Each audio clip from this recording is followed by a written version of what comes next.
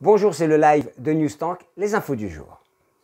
CNRS, pas de congé imposé aux agents qui télétravaillent. Antoine Petit, le président directeur général du CNRS, considère en effet que l'investissement de tous dans cette période difficile est exemplaire. Et d'ajouter, compte tenu de la situation sanitaire que nous connaissons, nous devons toutefois nous préparer à travailler dans des conditions fortement dégradées.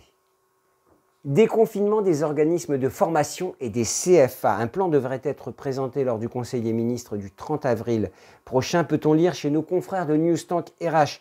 Plusieurs questions se posent pour les organismes comme pour les CFA. Quelle est leur responsabilité vis-à-vis des stagiaires? Comment aménager les formations en présentiel avec les nouvelles règles sanitaires imposées?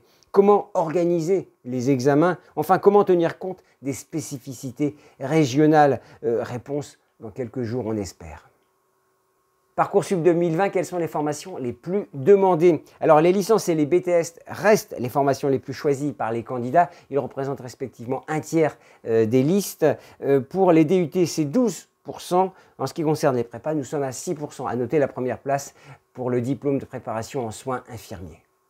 Times Higher Education University Impact Ranking. Je vous le disais, Aix-Marseille Université avait fait un bond de 23 places et se situait à la 20e place de ce classement qui classe les établissements selon leur engagement en matière de développement durable, engagement et résultats bien entendu.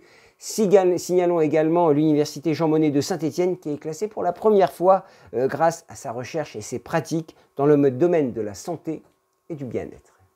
On conclut par une initiative en matière de recherche, cette fois-ci, une enquête auprès des enseignants et des enseignants du supérieur.